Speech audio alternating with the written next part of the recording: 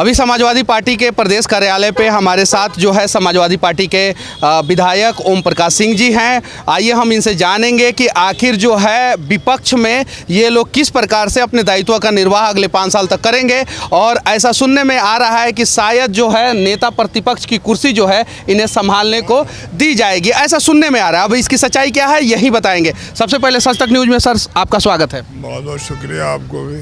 अच्छा, ये बताइए कि अगले 5 साल तक जो जनादेश आया है उस हिसाब से आप लोग विपक्ष में बैठने वाले, तो विपक्ष का दायित्व आप लोग किस प्रकार से निर्वाह कीजिएगा? देखिए, विपक्ष का काम है कि सत्ता पक्ष के कामों का उजागर करना और उनके वो हर कामों को दृष्टिगत रूप से देखना कि जो सत्ता, क्योंकि सत्ता जो भी इस तरह आई है, ये सत्य है कि भारतीय जनता पार्टी सत्ता में आ गई, लेकिन जनता के दिलों में नहीं आ पाई है, क्योंकि ये धन और बल और सत्ता तीनों का सदुपयोग करके संगम बनाकर जिस तरह सत्ता में आई हैं वो कहीं से जनता को पच नहीं रहा, क्योंकि ये 5 साल कोई काम किए नहीं है। इनके पास एक ही एजेंडा है, राम मंदिर। राम मंदिर के बाद कोई ऐसा काम बता दीजिए जो इनको देश स्तर पर ये कह दिया जाए इन्होंने एक ऐसा काम किया जो देश के लिए गौरवान्वित करने का काम, गंगा साफ करने का हो, अच्छे दिन का हो, बेरोजगारी का सवाल हो, भ्रष्टाचार का सवाल हो। इनके सरकारों में हर कुछ बढ़ा है और इन्होंने कोई कर्म छोड़ा नहीं है सत्ता पाने के लिए। ये जैसे भगवान रावण जिस तरह माँ सीता को हरण कर लिया, उसी तरह उत्तर प्रदेश और देश में भारतीय जनता पार्टी गेरुआ वस्त्र पहनकर और पूरा जनमानस को अपहरण करने का काम किया है। लेकिन अंत क्या हुआ है रावण का सब जानता है। अच्छा, ये बताइए कि आखिर कहाँ चूक रह गया आप लोगों के अंदर जिससे जो है आप लोग जो है सत्ता मतलब हासिल नहीं कर पाए इस देश का सबसे बड़ा राज्य उत्तर प्रदेश में? देखिए, चूक तो कहीं ना कहीं मानेंगे हम, लेकिन सत्ता पक्ष ने कोई कोर कसर नहीं छोड़ा, धन का, बल का और सत्ता का। मतलब आप सोच नहीं सकते हैं कि इन्होंने कितना पैसा अपने जनप्रतिनिधियों को दिया जो प्रत्याशी थे, प्लस अधिकारियों को। हमारे तो कम से कम 40 सीट तो ऐसे हराया गया है जो जीते जीते हार गए। बैलेट पेपर में जो इनकी गिनती करने का जो नियम था कि पहले जोड़ा जाए, उसको ये लास्ट में जोड़े। जहाँ जो मर्जी आया सो जोड़ लिए, जो मन आया सो हटा दिए। अच्छा, एसडीएम बैलेट पेपर के नाम पर क्यों सस्पेंड हुआ? वो बैलेट पेपर उसके गाड़ी में कैसे आ गई? तो जो 1500, 400 और 1500 वाला है, उनके जरा आप पूरा कैलकुलेशन करिए तो हम लोग कहीं ना कहीं मजबूती से कांटे की टक्कर दे रहे हैं। अच्छा, भविष्य का एक सवाल मैं पूछ रहा हूँ, शायद उम्मीद है कि आप इसका जवाब देंगे। नेता प्रतिपक्ष का रोल आप किस प्रकार से जी का जो प्रिविलेज है उस पर हम लोग। अच्छा, एक और सवाल। अच्छा, ये बताइए अगले 5 साल तक आप लोग जो है सड़कों पे किस प्रकार से आंदोलन करेंगे जनता हित में?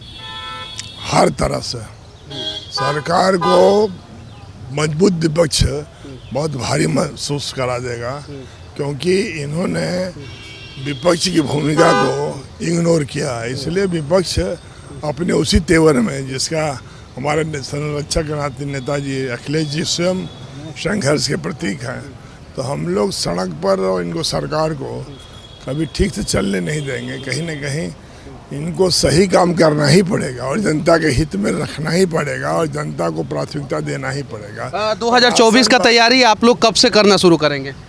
हम लोग तो जब से शुरू होता है अब आज से शुरू कर दिए हम लोग, और करेंगे। कैसी हालत पर हम लोग बैठेंगे नहीं। अच्छा, ऐसा क्या हुआ कि मुलायम सिंह यादव जी के नेतृत्व में 2012 का चुनाव आखिरी बार लड़ा गया और उसके बाद से जो भी अखिलेश यादव जी के नेतृत्व में चुनाव लड़ा गया है उसमें जीत नहीं मिल पा रही है? ऐसी कोई बात नहीं है यार, होता है घटना। ओम प्रकाश सिंह जी को नेता प्रतिपक्ष बनाए जाने का चर्चा हो रहा है, ऐसा सूत्रों के हवाले से हम लोगों को पता चला है। इसमें कितनी सच्चाई है? चूँकि आप लोग समाजवादी पार्टी के प्रदेश कार्यालय में हमेशा डटे हुए हैं पिछले कुछ दिनों से, तो इसकी सच्चाई बताइए। देखिए, रही बात सच्चाई की तो ये राष्ट्रीय अध्यक्ष जी का फैसला है, लेकिन मैं खुद चाहता हूँ, मैं व्यक्तिगत तौर पे अपने राष्ट्रीय अध्यक्ष माननीय अखिलेश यादव जी से अनुरोध करूँगा कि माननीय ओम प्रकाश सिंह जी, पूर्व कैबिनेट मंत्री, पूर्व महासचिव, और एक उनका राजनीतिक सफ़र भी बहुत लंबा रहा हो, चाहे वो बीएचयू रहा, बीएचयू से लेके प्रदेश कार्यालय से लेके सांसद भवन तक रहा हो, बहुत ही अनुभवी हमारे विधायक हैं वो, और जीत के आए हैं चुनाव।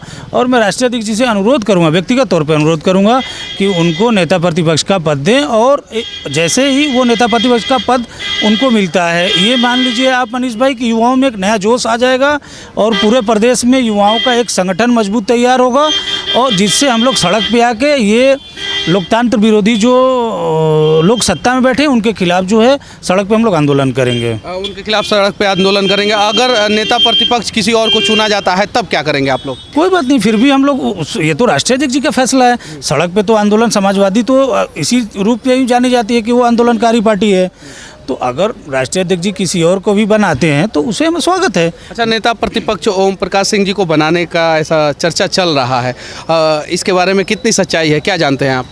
अब जानते क्या हैं, जो कुछ भी है और जो कुछ भी होगा वो आगे लिए जो है बहुत अच्छा होगा। माननीय हमारे राष्ट्रीय अध्यक्ष जी जो करेंगे हम लोग को बहुत खुशी होगी, और तकलीफ़ में तो जी रहे हैं हम लोग इस समय। चलिए ठीक है, नेता प्रतिपक्ष बनाए जाने का चर्चा जो है ज़ोर शोर से ओम प्रकाश सिंह के बारे में चल रहा है, कितनी सच्चाई है इसके बारे में, क्योंकि आप ही लोग बता सकते हैं। वो पूर्वांचल के सबसे बड़े नेता के तौर पे इस समय उभर के जो ओम प्रकाश जी हैं, और हम लोग को राष्ट्रीय अध्यक्ष जी से निवेदन भी है, उनको अगर नेता प्रतिपक्ष बनाते हैं तो पार्टी में मजबूत और मजबूती से संगठन मजबूत होगा और सड़क पर हम लोग उतरेंगे उसी तरह से। और सदर इनके अलावा किसके किसके नाम पे विचार विमर्श हो रहा है? देखिए, अब माननीय ओम प्रकाश जी के अलावा तो एक शिवपाल चाचा ही बच रहे हैं, ठीक है, यही दो परिवार के हैं इसके।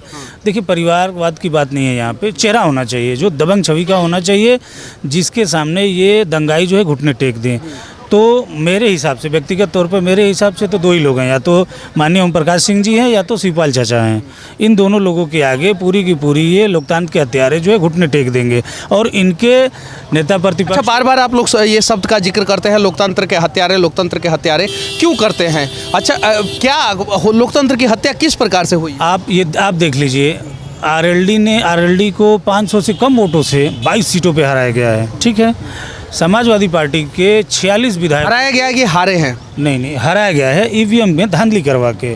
पश्चिम यूपी के 22 सीटों पे आरएलडी को हराया गया है, और 46 सीट समाजवादी पार्टी की 46 ऐसे विधायक हैं जिनको 600 वोट, 700 वोट, 800 वोट से धांधली करवा के हराया गया है। चलिए ठीक है, ये सभी समाजवादी पार्टी के कार्यकर्ता हैं। हाँ, क्या बोलना चाहते हैं? हम नेता प्रतिपक्ष के बारे में चर्चा कर रहे हैं कि नेता प्रतिपक्ष कौन बनने वाला है, इस पे बताइए आप कुछ। देखिए, अभी जो राष्ट्रीय अध्यक्ष विचार विमर्श कर रहे हैं, वो विचार विमर्श कब तक राष्ट्रीय अध्यक्ष ही सिर्फ निर्णय लेंगे? कार्यकर्ताओं के अंदर कुछ तो नाम होगा ना आपके अंदर, तो एक नाम सुझाइए ना। नाम सुझाएंगे, कैसे सुझा देंगे जब तक वो भी खाने का काम थोड़ी नहीं कि ये फटाक से खा लेंगे। आप ऐसा बता रहे हो लोकतंत्र की हत्या कैसे हो रही है? लोकतंत्र की हत्या कैसे हो रही है आपको नहीं पता है? आपको टीवी में नहीं दिखाई दे रहा है?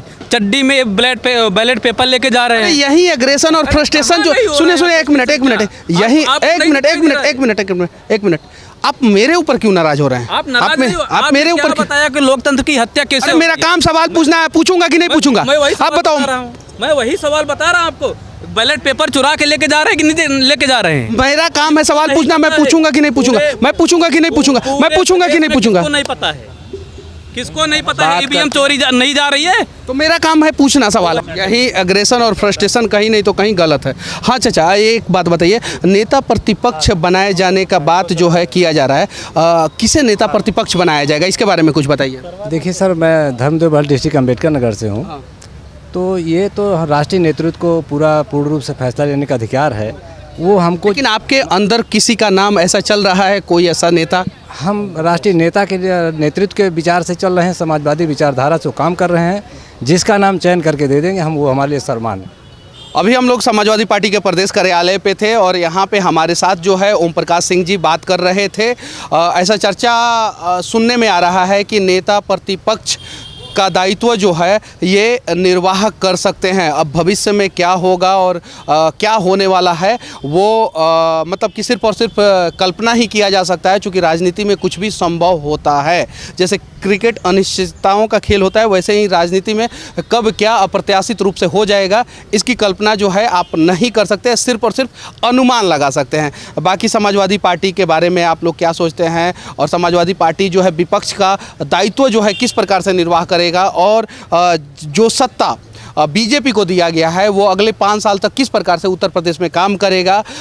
अखिलेश यादव और मुख्यमंत्री योगी आदित्यनाथ के बारे में क्या सोचते हैं आप लोग कमेंट करके ज़रूर बताना, और उत्तर प्रदेश में अगले 5 साल में क्या क्या होना चाहिए प्रमुख काम, इसके बारे में भी आप लोग अपना राय जरूर रखना। बाकी हमारा ये प्रयास समाजवादी पार्टी के कार्यालय से कैसा लगा इसके बारे में भी ज़रूर बताना। जय हिंद।